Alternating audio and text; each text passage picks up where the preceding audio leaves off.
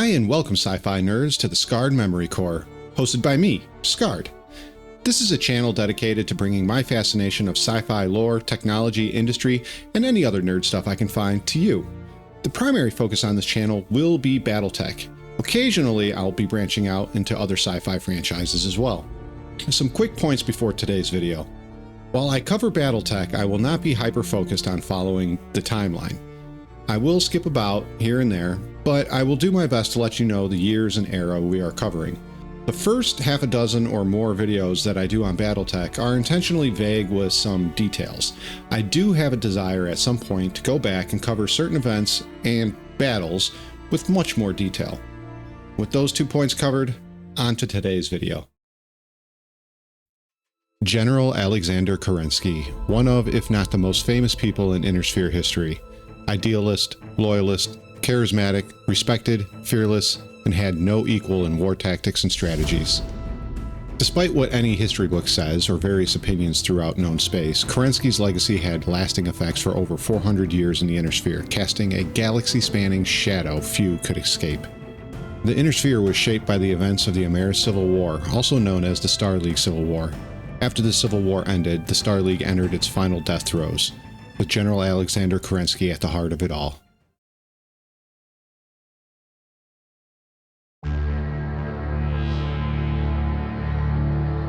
Kerensky was born in 2700. There isn't a lot known about his parents other than that they were former Starleague Defense Force. His father was curator for the People's Museum of History in Moscow on Terra. His mother was a city administrator in Moscow. It's thought that his parents must have had some sort of sizable influence. He studied at Tharkad University, and his achievements put him above his peers. The reason it is suggested his parents had a great deal of influence is due to the requirements to get in. Tharkad University is located on the capital planet in the Lyran Commonwealth. Many Archons of the Lyrans received their education there, as well as many Starleague elites.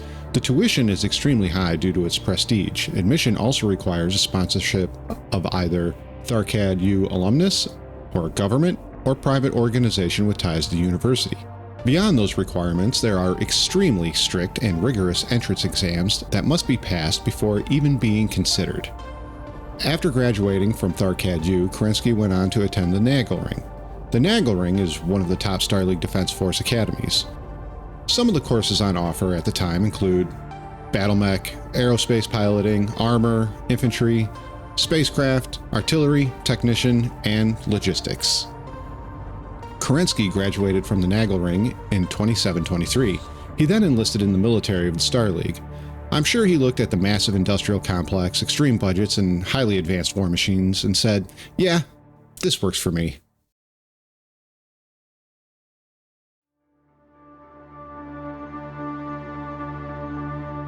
Kerensky shot through the ranks of the SLDF, or the Starleague Defense Force. Using his charisma and integrity, he quickly gained the respect of his troops. With their respect and his wit, he successfully made his way through the inter-military politics. Given his natural ability to lead, he was fast-tracked to the rank of captain in charge of the 160th Division. Kerensky saw his first military action as captain in 2729 during the War of Davion Succession. As most of you know, the greathouses primarily rule through hereditary monarchies. Mary Davion, first child of the first prince Roger Davion, fell in love with Soto Kurita, son of Urizen Kurita, a planetary governor within the Draconis Combine. I'm pretty sure you can see where this Romeo and Juliet story is going. Obviously, the Davions didn't want Kurita to have any influence or the possibility to claim the throne of the Federated Sons. The Davions said no to the Kuritas when they indeed tried to make a claim. Of course, Kurita decided it was time to throw down and go full honor-bound samurai. The Starleague High Council begged First Lord Jonathan Cameron to intervene. Sometimes with hereditary rule, you get good rulers, sometimes bad, maybe cruel. At this time, the Starleague had Crazy in charge. First Lord Cameron was not only paranoid, he was having prophetic dreams of Terra burning, so he refused to take action. The First Lord's sister, Jocasta, basically became de facto First Lord by whispering bits of advice into Cameron's ear. She proposed ending the Davion-Kurita War. The Starleague dispatched 5 divisions to 5 planets where the fighting was heaviest. Captain Kerensky landed on Royal with his 160th Division.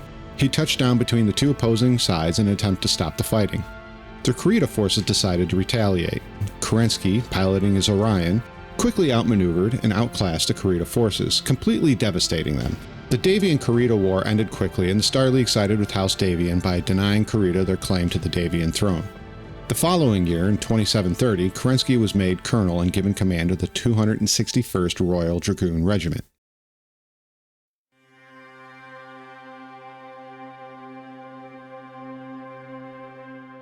Kerensky continued to move up the ranks of the SLDF. At 38 years old, he became commanding general of the entire SLDF in 2738. He quickly eliminated inept officers and rewarded those that were more competent, and set about eliminating corruption within the SLDF. Once new policies were in place, he began instituting rigorous war games, drills, and trainings to lift the entirety of the SLDF to elite status. Around this time is when Kerensky gave specifications for a new battlemech, one that could single-handedly turn a fight, one that would project the SLDF's power across any battlefield. His specifications were, quote, "A mech as powerful as possible, as impenetrable as possible, and as ugly and foreboding as conceivable, so that fear itself may be our ally." With those specifications, the Atlas was born and would become the face of the SLDF power projection for ground-based operations. In 2751, First Lord Simon Cameron of the StarLeague died. His 8-year-old son, Richard Cameron II, was set to become First Lord. The High Council gathered on Terra and appointed General Kerensky as Commander-in-Chief of the SLDF and as Regent and Protector of the StarLeague until Richard came of age. Stefan Amaris of the Rimworld's Republic began his friendship with Richard in 2753. Using Richard's naivety and his isolation to his advantage, Amaris used his charm, gifts, and even renamed the capital planet of the Rimworlds to Terra Prime in honor of Richard. As Amaris got closer to Richard, becoming his friend and most trusted advisor, Kerensky was pushed further away from his role as advisor and guardian to Richard. In 2759, Kerensky marries a woman named Katusha and would eventually have 2 kids, Nicholas and Andrei. Richard Cameron II officially becomes First Lord of the StarLeague when he turned 18 on February 6, 2762. 1 week later, he made his first official act with Amaris in his ear. Executive Order 66. No, I'm just kidding. It was Executive Order 156. This order commanded all Great House armies and private military forces to be disbanded. Any weapon larger than a laser rifle or more destructive than a grenade were outlawed. The Great Lords were furious and met on Terra. There, they protested legality of the order. General Kerensky diffused the situation by siding with the House Lords, declaring the order illegal and impossible to enforce. Admitting that the order indeed violated the oaths Kerensky took to defend the StarLeague and the uniqueness of each member state, Richard Cameron, in his shame, meekly signed an order repealing Executive Order 156. This only drove the young prince deeper into the influence of Amaris. Amaris continued his masterful manipulation of the boy. Later, Richard rolled out the Taxation Edict of 2763. This new tax law slightly increased taxes across the Inner Sphere, but was significantly increased on the already tax-oppressed periphery. The periphery mobilized for war. Some began open rebellion. By 2765, the entire periphery was in full open rebellion. Between 2763 and 2765, Richard had sent Kerensky and nearly 3/4 of the entire SLDF into the periphery, including House Cameron troops, just as Amaris had advised. Amaris then made a deal with Richard to provide Rimworld's troops to garrison within the Terran hegemony for protection. This deal allowed Rimworld troops access to the Castle Bryans and the space defense systems. Castle Bryans, for the uninitiated, are huge fortresses used to house troops and large military caches. The space defense systems, or the SDSs, are nearly fully automated, AI-controlled defense systems used in star system and planetary defenses.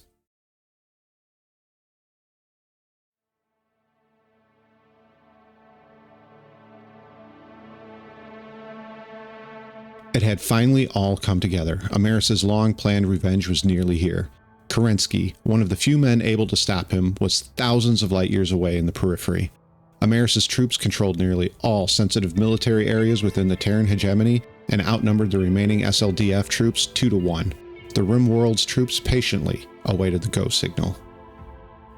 December 27th, 2766. Amaris had a 9 a.m. meeting with First Lord Richard Cameron. Amaris had manipulated Richard so completely that he was allowed to enter the throne room with 4 armed bodyguards, something that was highly illegal, but of course, exceptions were made for his good friend, Amaris. Amaris presented a box to Richard. He slowly opened it and removed a ceremonial, gold-plated, jewel-encrusted laser pistol. He raised it up and let the light sparkle and glint off the highly prized pistol. Both were in awe at its beauty. That's when Amaris leveled the gun to Richard's head and pulled the trigger. Before the First Lord's bodyguards could react, they were gunned down by Amaris's bodyguards. The Rimworld's troops began their bloody surprise attack against the Terran hegemony and remaining SLDF troops. The HPG networks shut down. No one outside the hegemony knew what was happening. Within 24 hours, 95 of 103 planets were under Amaris's control. Amaris brought all the remaining Cameron family to the throne room and one by one murdered them all. He then sealed off the throne room, interring the bodies inside. In January of 2767, Amaris renamed the Terran hegemony and the Starleague to the Amaris Empire and declared himself emperor. Communications were eventually restored, and General Kerensky was still deep in the periphery, fighting the rebellion when news of what happened reached him in February of 2767. Amaris reached out to the general and offered him second in command as supreme warlord if he would, quote, "become my sword arm. Help me impress my word and my wisdom upon the other realms." The general's response was a simple no. Kerensky declared Amaris a usurper and a traitor. The general was not a foolish man. He declared a ceasefire with the periphery states and swung his forces towards the Rimworld's Republic. He went to the Rimworld's Republic with the mission of destroying any logistic and reinforcement lines Amaris might have. He reasoned that since Amaris had taken his home, he would leave nothing left to Amaris. Thus began the 13-year Amaris Civil War. Others call it the Starleague Civil War. After nearly 11 years into the war, Kerensky finally entered Terran space on January 23, 2077. This would begin the largest space naval battle in human history between Kerensky's forces and the SDS platforms and drone navy. After making landfall on Terra, the real slugfest would ensue. Nearly 2 years of fighting on Terran soil, the war finally ended on September 29, 2779, when Kerensky smashed his Orion battlemech through Amaris's hidden palace walls located in Canada. Amaris laid the very same jewel-encrusted laser pistol that was used to murder Richard Cameron at the feet of Kerensky's Orion and surrendered. The Amaris Civil War was over.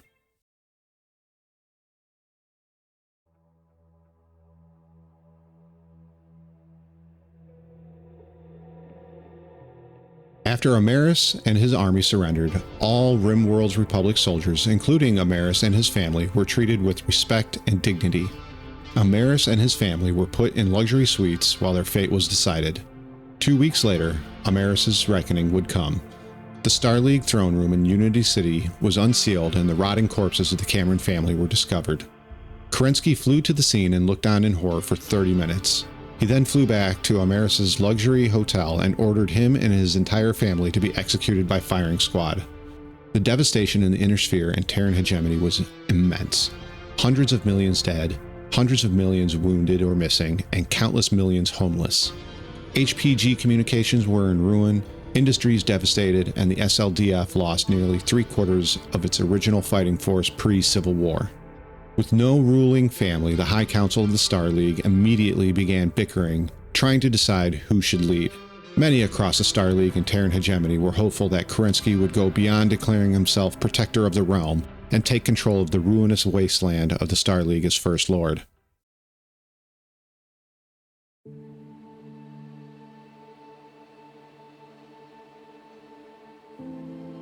A year later in the Inner Sphere there came a fateful day. A day that would shape the next 400 years of humanity. October 18th, 2780. The High Council would strip Kerensky of his title of Protector. They would also strip him of nearly everything but his rank. Finally, the High Council would demand that all SLDF forces stand down and return to pre-war positions.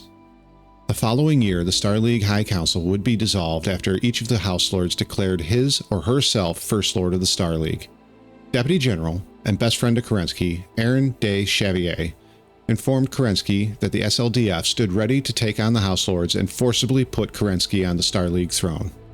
Kerensky, a man of loyalty to the Starleague and its principles above all else, said no. Kerensky added that so long as there was a Starleague, he would remain loyal but had no desire to lead. Deschavrier argued that this would make him the perfect candidate for the throne. Kerensky stood his ground, not wishing to expose his wife and 2 kids to political life. With his family security detail and Kerensky all keeping them a secret, no one in the Inner Sphere would find out he even had a family until 3050. What may have started as sarcasm, or even a lighthearted joke of the SLDF leaving the Inner Sphere, the jest slowly became reality. At 80 years old, Kerensky was war-weary and tired. He had lost all taste for war, but still kept a sharp mind. Kerensky understood the Great House Lords may try to persuade some of the SLDF to leave, or strong-arm the entire army to help them in their wars of succession to become the new First Lord.